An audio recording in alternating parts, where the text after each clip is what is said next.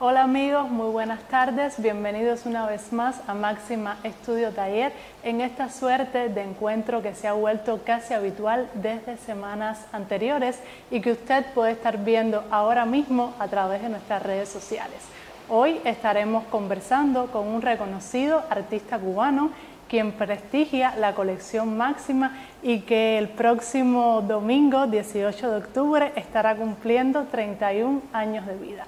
Tengo el inmenso placer y el gusto de recibir aquí a Rafael Villares. Bienvenido. No, gracias por la invitación, el placer es todo mío estar aquí compartiendo con ustedes y bueno, gracias a los que nos están viendo en este momento. Vamos a comenzar este diálogo hablando de El Árbol de Luz, una instalación suya que se exhibió en la 12 Bienal de La Habana. ¿Cuál es la poética y el mensaje de esta obra? El Árbol de Luz tiene una característica distinta que digamos yo traté de hacer cuando lanzamos la convocatoria de la pieza. Para hablar de Árbol de Luz primero tenemos que conversar sobre la convocatoria abierta. La idea central yo siempre trato de recalcar que es el gesto de que la gente mande luces desde varias partes del mundo, ¿no? Y luego conformarlo en esa estética de árbol. No podía ser otra cosa que un árbol, ¿no? Por el rizoma, por el contenido que tiene el árbol. Y de alguna forma yo me arriesgué a utilizar esa estética, esa visualidad, a pesar de todos los referentes que tiene en la historia del arte y en el arte cubano, porque me parecía que, como te decía anteriormente, no podía ser de otra forma. Tenía que ser un árbol donde pudiéramos emanar de alguna forma todas esas luces que venían desde varias partes del mundo. Entonces se hizo esa convocatoria abierta. La gente podía mandar una lámpara, comprarla, que tuviera en su patio, que la adquiriera, que fuera de un amigo, pero la idea era que ese gesto de enviar la luz y llegar a nosotros y de alguna forma tener una especie de luz reconciliatoria en este nuevo espacio, en ese caso que fue para la Bienal de La Habana, para el proyecto Detrás del Muro, en el Prado y Malecón, ¿no? ¿Y quedó satisfecho con este resultado? Uno nunca queda satisfecho, yo creo que esa es la idea de cuando uno está satisfecho, de alguna forma tiene que darse un pescozón y decir, oye, ¿qué pasa? Que no estás exigiéndote más, ¿no? La idea siempre es exigirse un poco más, salir de la zona de confort, pero sí hay ciertas piezas que te reconfortan, sobre todo yo veo el arte siempre como una especie de acertijo de donde se junta la comunión de conversar, dialogar y que ese diálogo y esa conversación te llegue a una especie de empatía. Yo siempre recalco la idea de la empatía y en obras como Árbol de Luz esa era la idea, ¿no? De alguna forma conocer al otro, de que esa persona que le estuviera mandando la obra, parte de la obra, la lámpara, de alguna forma había una especie de conexión entre el artista y el que está mandando la obra y después entre el espectador que está siendo bañado con esa luz en ese espacio. Y en ese sentido sí estaba muy satisfecho de la acogida que tuvo la pieza, de la gente que mandó las lámparas, de las varias ediciones que hemos logrado hacer. Y pienso que es una pieza que, aunque la repitamos en otros lugares, siempre va a ser una pieza que va a tener una visualidad distinta y va a ser acogida en dependencia del público que tenga y que esté debajo del árbol, ¿no? Siguiendo esa misma línea que usted hablaba de la interacción entre sujeto-arte, usted garantiza pues precisamente esa interacción. ¿Qué otras experiencias sensoriales y oníricas puede encontrarse en la obra de Rafael Villares? A mí siempre me ha interesado que el espectador de alguna forma sea atraído a las piezas, ¿no? Siempre conversamos sobre la idea de que en la naturaleza las cosas más bellas o más atrayentes a veces son las más tóxicas, ¿no? Son las flores que son venenosas, los machos en los animales son los que son los más hermosos para poder llamar a la hembra, en fin. En la naturaleza hay ciertos códigos donde tú llegas a ver el espacio, el objeto como tal, y bueno, entonces te empiezan a cuestionar otras cosas. En ese sentido yo creo que el arte tiene que ser en su máxima plenitud bello, ¿no? Tiene que ser una cosa que sea atrayente, la belleza mirada de un espectro amplio, no solo la belleza convencional, sino la belleza como la belleza entre lo trascendental y lo que aparentemente no es trascendental. Y trato de jugar con esos códigos, de cómo la obra tiene que atraerte, los sentidos, tiene que ser de alguna forma un perfume bello para los sentidos y luego a través de ese gancho pues llegas a la pieza y te empiezas a cuestionar y a preguntar preguntas más trascendentales de alguna forma, ¿no? Algo que a nosotros nos llama la atención aquí en Máxima y que lo hemos debatido también entre los colegas del gremio y demás es la relación que establece usted como artista entre naturaleza-hombre. ¿Por qué escogió ese camino creativo para expresarse y qué sensibilidades deben tener los artistas para lograr representar de la mejor manera esa conexión tan innata? Yo creo que es un tema que, si no es el tema del siglo, en algún momento tendrá que serlo. Seguimos haciéndonos las mismas preguntas desde que existimos como civilización. Estamos en un momento en que el hombre está haciendo un impacto mucho mayor en el planeta y en su vida, donde ya estamos hablando de un cambio de paradigma, del antropoceno. Entonces yo creo que es un tema que no solo necesario, sino que hay una especie es necesario regresar a esa idea de las primeras culturas originales, donde la idea del nosotros estaba mucho más inculcado que la idea del yo, ¿no? La idea occidental de yo estoy aquí, yo corto el árbol, yo colonizo, este espacio es mío, me pongo mi bandera. Esa idea es muy occidental, muy después del... entonces yo siento que esa relación que yo trato de entablar con la naturaleza, primero nunca le llamo naturaleza, porque la naturaleza somos todos, es todo lo que coexiste, empezando por nosotros. Por eso series como Morfología del Eco, donde trato de encontrar, como esta pieza que tenemos atrás, que trato de encontrar esas especies de réplicas de nosotros mismos que se empiezan a visualizar en todo lo que nos rodea. No sé si porque nosotros lo vemos así, porque también acotemos que los sentidos son una producción cultural y que hasta qué punto lo que estamos viendo es real o no. Si las ciencias contemporáneas nos están diciendo que esto no es plástico, que esto está lleno de moléculas y cosas que se están moviendo, los átomos. Un ejemplo que siempre pongo, a lo mejor la gente que me ha escuchado antes dice, oye, pero siempre repites lo mismo, pero es que me parece una metáfora hermosa de que el 85% del universo esté compuesto por materia oscura y eso sea lo que mantenga toda la galaxia en movimiento y nosotros no la vemos. O sea, quiere decir que hay un 85% de las cosas que no vemos que nos hacen existir. Entonces tienes que cuestionarte más allá de lo que estás viendo, de lo que tienes adelante. Y yo creo que el arte está para eso, para sacudirte un poco, mostrarte una mirada a otra, hacia dónde dirigirte y no cambiarte, porque nada es imposible. El cambio tiene que venir desde dentro, tiene que emanar de ti. La gran transformación de este siglo, y espero que las generaciones que vienen después se den cuenta, es dar el ejemplo y cambiar tú para cambiar al otro, sin ninguna pretensión de cambiarlo, si no es hacia adentro, ¿no? Entonces vamos a regresar ahora en el tiempo a la primera exposición con la que inauguramos este hermoso espacio, Máxima Estudio Taller, una exposición colectiva en la que usted también formó parte y donde pudo verse grandes raíces en azules pintadas en las paredes, grandes raíces en expansión.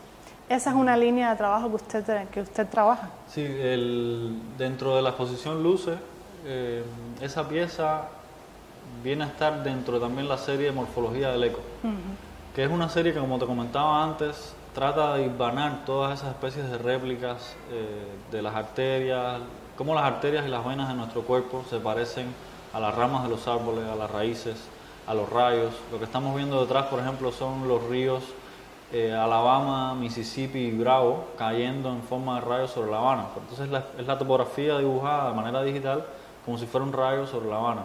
Entonces, cómo de alguna forma todas esas cosas se parecen y te da a entender que hay una instancia mayor que nos rodea, que nos está uniendo a cada uno de los componentes que vimos que formamos la realidad, ¿no? Y ahí lo que quería hacer era una especie de remapeo de esos componentes, como la raíz, lo que vimos en esa exposición era una especie de mapa batimétrico, que son las profundidades del mar. Los distintos tonos de azul te van diciendo la profundidad que tiene el mar en los mapas convencionales, y era hacer una topografía donde una raíz se convirtiera en el corazón pudiera fluir hacia determinado río del otro lado del planeta, ese río se convertía en las arterias de la mano pues se convertía en un rayo, y así íbamos haciendo un solo curso de agua que combinaba todos esos espacios en el espacio de la galería.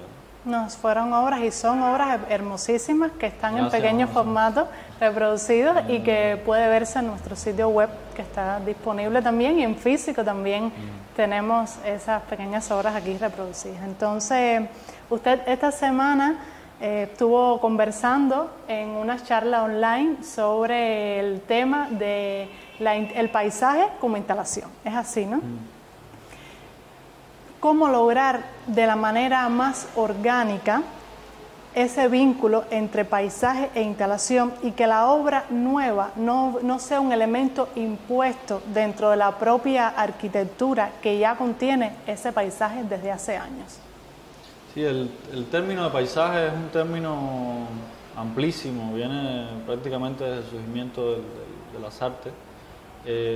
Yo no te puedo decir que empecé a hacer paisaje de pronto, sino yo empecé a hacer un tipo de obra que tenía una poética agregada a la naturaleza, hasta cierto punto a veces con temas medioambientales, que buscaba esa conexión. En ese momento yo separaba las dos cosas y poco a poco me empecé a dar cuenta de que de alguna forma estaba haciendo paisaje. Cuando me empecé a preguntar qué era el paisaje, ¿no? Cuando vemos la relación, el concepto de paisaje involucra esa relación entre observador y observado, lo que estás observando. Pero cuando volvemos a recalcar que lo que tú estás observando está mediado por los sentidos, y esos sentidos son una producción cultural, pues entonces esa barrera que nosotros normalmente establecemos con la realidad se desdibuja. O sea, la realidad está dentro de ti. Si tú eres la construcción de tus sentidos, pues lo que tú ves es un producto de lo que tú eres. Puede parecer complicado a la hora de expresarlo, pero lo podemos ver cuando nos miramos al espejo diariamente. De dependencia del estado de ánimo que tengamos, pues nos vamos a ver más feos, más bonitos, dependencia de todo eso. Y esto es un ejemplo muy banal, pero para ponerlo más a pie de tierra, la idea es que realmente sí tenemos la capacidad de modificar las cosas. Por eso obras como Geopolítica Creativa también, la pieza que es un gesto tan simple como arrugar un mapa, siguiendo las indicaciones que estás en la pared, pero ese gesto involucra la idea de que sí tienes primero porque el mapa no es el territorio, el mapa que tú ves es una representación bidimensional que hacemos para tener más cercano, para seguir con esa idea de que tenemos la capacidad de aprender y de dominar la naturaleza, cosa que es totalmente tonta. Y entonces, de alguna forma, me fui percatando y dándome cuenta de que yo estaba haciendo de alguna forma paisaje, ¿no? Siempre con el subtítulo de cómo redefinir ese concepto de paisaje. Un paisaje donde la contemplación sea una contemplación activa, donde el espectador esté sumergido en la pieza y de alguna forma se trastoque su mirada convencional a través de sus sentidos, ¿no? Pero, o sea, vamos a retomar ahora suya, el mismo árbol de luz y paisaje itinerante, acá la redundancia, ¿no? Hablando sobre el paisaje. Esas obras cuando se van a emplazar en un sitio o cuando se van a poner en un determinado sitio, no hay que hacer un estudio de profundidad de por qué aquí y no en otro lugar para que luzca armónico, ¿no? Eso imagino que usted como artista también forma parte de la curaduría, establecer un determinado que aquí vamos a poner esta obra porque se complementa mejor con todo lo que hay a su alrededor, con toda la arquitectura. ¿Es así? Sí, en dependencia también a veces hay muchas obras que están precuradas, ¿no? Que tú no decides dónde ponerlas, ¿no? Ahí, yo creo que es lo interesante de todas las gestiones en la vida cotidiana, ¿no? No solo en el arte. Tú no eres una entidad que eres una columna, ¿no? Tú tienes que tener la capacidad de moverte porque convives, estás en sociedad. Y lo más lindo yo creo que tiene el arte es que es concebirlo como un gesto colectivo. Es un gesto donde hay muchas personas involucradas, los curadores, los galeristas, los mecenas, en fin, mucha gente que de alguna forma puede... Y yo no me considero un artista que tenga una idea y diga esta es la pieza, no puedo cambiarla, esto no se puede correr un poquito para acá, un poquito para acá. Al revés, me interesa mucho el diálogo. Como te decía al principio en la primera pregunta, me interesa mucho el diálogo desde la génesis de la obra. Y por eso me gustan las colaboraciones con los científicos, con los investigadores. Porque de alguna forma siento que la obra necesita evolucionar desde el momento en que se te ocurre. Y quizás sea la mejor manera de que exista un éxito mejor a la hora de enfrentarse al espectador, ¿no? Entonces, cuando me enfrento a un espacio, a una obra que es en espacio público, sí, lleva un montón de cosas que hay que gestionar, pero siempre que se hable con pasión, que se convenza con esa pasión y hagas que la persona se dé cuenta de que puede convertirse esa obra en suya también, pues se puede lograr, ¿no? Sí, cómo no. Bueno, por lo menos con árboles de luz y con paisajes itinerantes lo logró de lo más bien. Yo no imagino pasar por el lugar donde esté árbol de luz y que no esté precisamente esa misma pieza, que me embellece la mirada cada vez que paso por ese mismo sitio.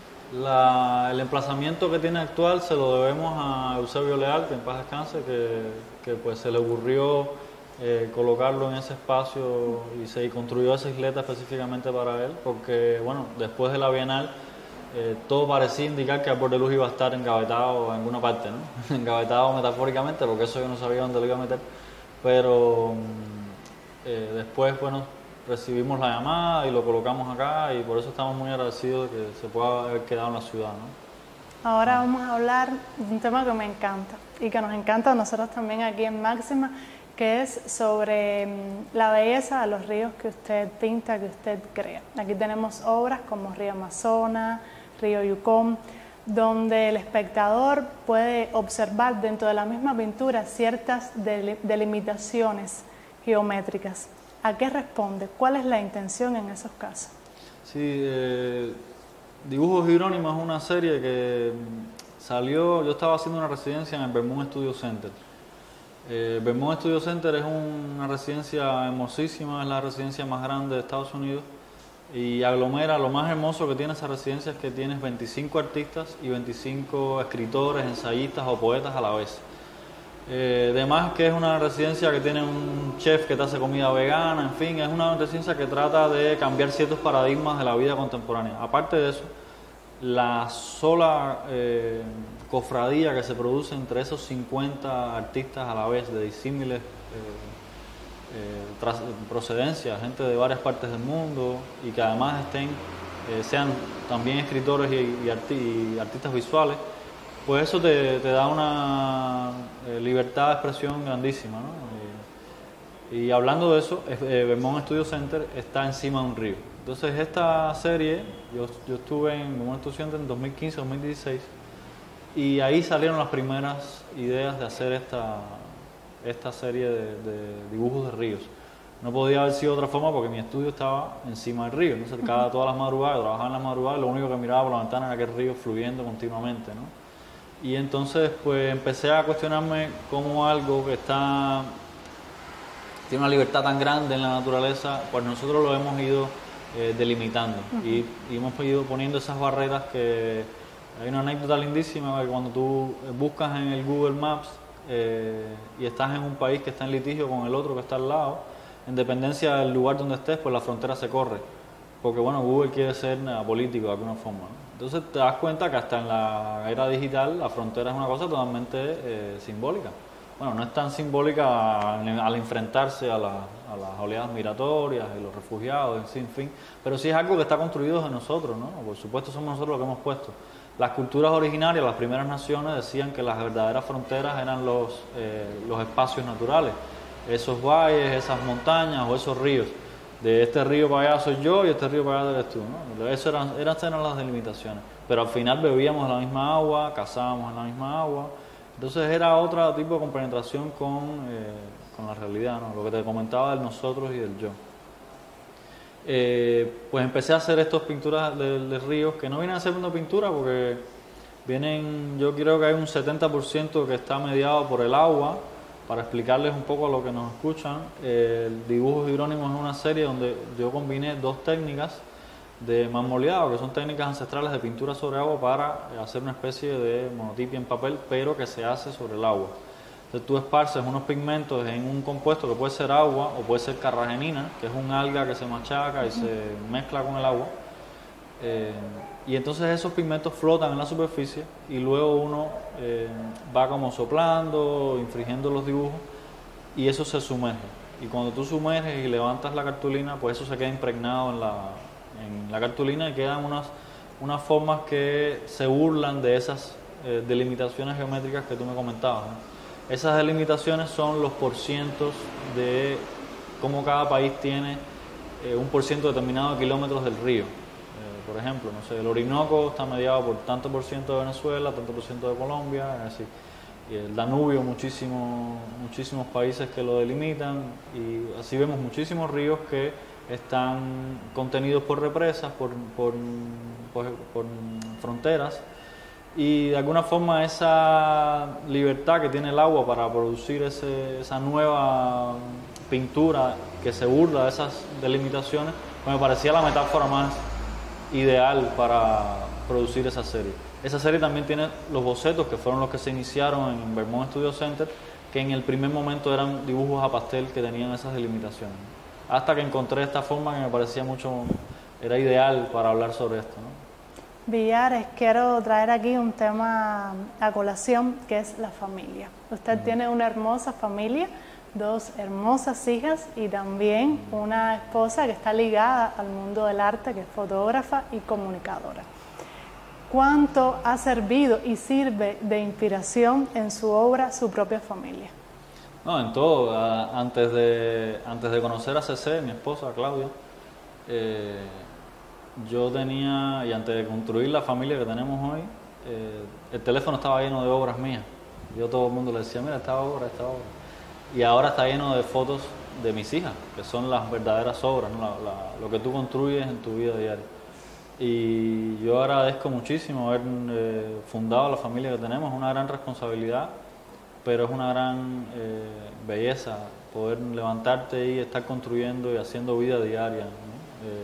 Y ha influido en todo el espectro de mi trabajo. Sobre todo me cuestiono muchas cosas de cómo la educación de las niñas, ¿no? De cómo tratar de viciarlas lo menos posible con las cosas que a uno nos viciaron. La sociedad nos ha ido viciando, ¿no? Y nos ha ido alejando de esa compenetración con lo natural, con cómo una respiración profunda puede ser más importante que enfrentarte al dilema diario. Por supuesto, los problemas que tenemos a diario nos hacen que nos enfrentemos a ellos en vez de recalcar que hay que hacer una pausa, una cosa que nos ha enseñado la cuarentena, ¿no? La cuarentena nos ha hecho una pausa obligatoria para repensarnos muchas cosas. Y con la cuarentena es una de las cosas que yo agradezco más, es haber pasado tiempo con mi familia, ¿no? Al principio era difícil porque llevábamos 2008 y 2019 fueron años bien intensos de trabajo, y luego esta pausa, pues como hubo que repensarse muchas cosas, pero una de las cosas que agradezco muchísimo es haber tenido a mi familia para el apoyo y para estar ahí para ellos, ¿no? Y pues nada, mis hijas y mi esposa lo mejor que me ha pasado, ¿no? Una última pregunta y ya vamos a ir combinando esta entrevista. Nosotros lo vemos a usted como un artista del futuro. Y hablando precisamente sobre ese porvenir, ¿qué podremos ver de usted próximamente? Bueno, ahora gracias por ese cumplido, eso me parece un poco, me has puesto un halo demasiado grande, ¿no? Yo nada más que tengo 31 vueltas al sol, que es lo que cumplo ahora. No sé, yo siempre, como te decía al principio, trato de salir de la zona de confort, ¿no? No me gusta que las obras de alguna forma se parezcan, aunque a veces estoy trabajando 5, 10, 15 años en una misma pieza, en una misma serie de trabajo. Me gusta que no se repiten las técnicas, que las formas, porque lo que me interesa más siempre es como jugar con esa compenetración con el espectador, ¿no? Que de alguna forma se trastoquen un poco sus sentidos, su forma de mirar las cosas, y que la obra de alguna forma sea útil para él, ¿no? Aunque suene muy pretencioso quizás, de que el arte pueda ser útil de alguna forma. Y con esta cuarentena lo que he hecho es tratar de repensarme en muchas obras que tenía engavetadas, series como ensayos para paisajes múltiples, la misma morfología del eco que he tratado tratando de trabajarla de nuevo, retomarla, piezas que a veces no le había dedicado el tiempo que quizás merecían por la prontitud de entregarla a una galería, a una exposición. Y de todas formas este año era un año que estaba planificado una instalación grande en Vancouver, porque el año pasado hicimos una residencia en la Bienal de Vancouver, y este año pues debíamos hacer una de esas obras en espacio público que se llama Sponsored by Nature, que es una pieza que habla de alguna forma el guiño de que la naturaleza se está haciendo su propia publicidad o propaganda, o sea, coger estas grandes vallas lumínicas y dejarla que la maleza se ocupe toda de ella y solo colocar el texto de Sponsored by Nature y dejarla para siempre en la ciudad, ¿no? De alguna forma para que la gente cuando pase, pues diga, bueno, esta publicidad medio atípica, de patrocinar a la naturaleza, ¿no? Y que hasta cierto punto somos nosotros los que estamos siendo patrocinados y nos están dejando estar acá en el periodo corto de vida que tenemos, ¿no? Tenemos esa pieza, vamos a hacer Árbol de Luz en Panamá, en el Istmo de Panamá. Es un proyecto bello que tenemos hace un año con NG Art Gallery, que está patrocinándola, comisionándola. La idea es confeccionar un árbol de luz de las Américas, solo del continente americano, y por eso era lo importante de hacerlo en el Istmo, en Panamá, porque geográficamente pues es el Istmo y es lo que conecta norte y sur del continente, ¿no? La convocatoria se lanzó hace un año y pues vino la cuarentena y estamos en todo ese proceso de recepcionar las lámparas, que se puede hacer a través del sitio web del estudio. Y pues esos son los proyectos que están sobre la mesa. Siempre estoy abierto a hacer nuevas cosas y tratar de, como te decía, ir saliendo un poco de las zonas de confort que uno mismo se va haciendo, ¿no? Y fluir. Lo importante que yo creo que nos ha enseñado el coronavirus es que tenemos que fluir y uno no sabe lo que va a pasar mañana. Tienes que vivir todo el presente. Bueno, pues muchísimas gracias por este tiempo aquí y siempre me despido con un abrazo y un beso desde La Habana.